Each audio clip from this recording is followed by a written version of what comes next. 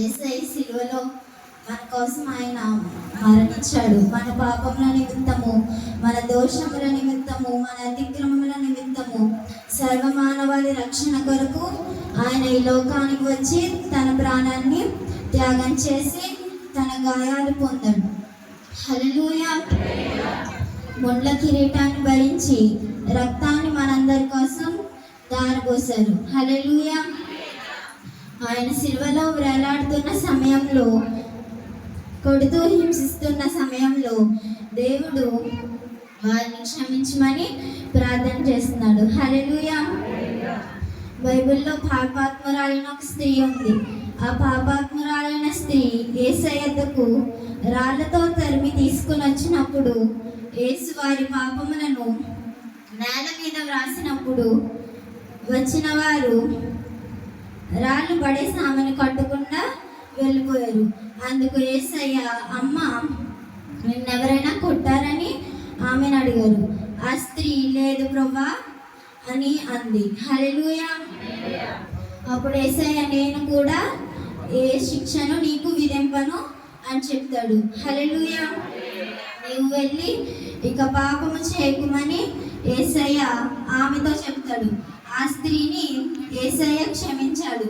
ఆ స్త్రీని యేసయ్య ఎలా అయితే క్షమించాడో మనం కూడా అలానే క్షమించే వారిగా ఉండాలి. హల్లెలూయా. లూకా సువార్త 15వ అధ్యాయంలో ఇద్దరు కుమారులు ఉంటారు.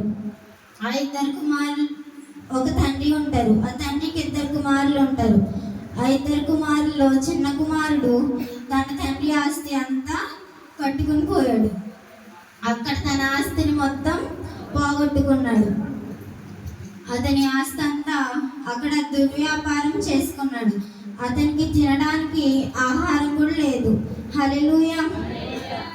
పందులు తినే పొట్టు తిందామనుకున్నాడు, కానీ అది కూడా దొరకలేదు.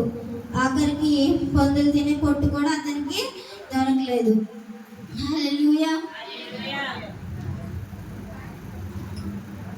తర్వాత అతనికి బుద్ధి వచ్చి, నా తండ్రి వద్ద అనేక మంది కూలివాండ్రకు ఆహారం చాలా సమృద్ధిగా ఉందని అనుకుంటాడు. నేనైతే ఇక్కడ ఆహారం లేక ఆకలితో చచ్చిపోతున్నాను అని అనుకుంటాడు. అతడు తండ్రి ఇంటికి వెళ్దామని ప్రయాణం అవుతాడు. కుమారు ఇంటికి వెళ్తున్నప్పుడే తండ్రి మార్గంలో ఉండగానే తండ్రి వానిని చూచి కనికరపడి పరిగెత్తుకుని వచ్చి మెడ మీద ముద్దు పెడతాడు. తండ్రి అక్కడ ఏం చేశాడు? క్షమించాడు. మనం కూడా తండ్రి ఎలా అయితే క్షమించాడో అలా క్షమించే వారిగా మనం ఉండాలి. హల్లెలూయా. ఒక యజమానుడు 10,000 తలాంతులు దాసునికి ఇచ్చినప్పుడు ఆ దాసుడు అప్పు తీర్చడానికి తన దగ్గర ధనమేమీ లేనప్పుడు ఆ దాసుడు ఏం చేశాడంటే యజమానుని దగ్గర సాగిలపడి మొక్కాడు. అక్కడ ఓచుకున్నాడు. నీకంతా నేను ఇస్తానని చెప్పాడు.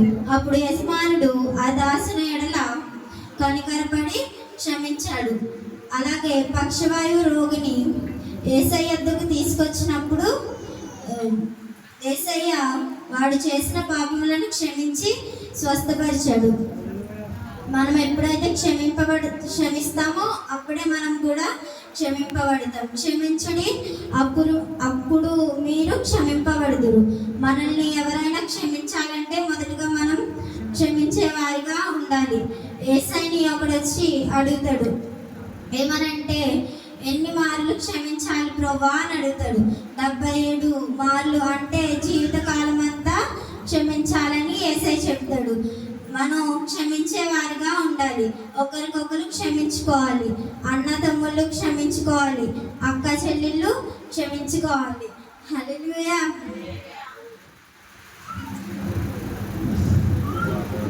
మొన్న మా ఇంట్లో దొంగలు పడ్డారు. మా డాడీ వారిని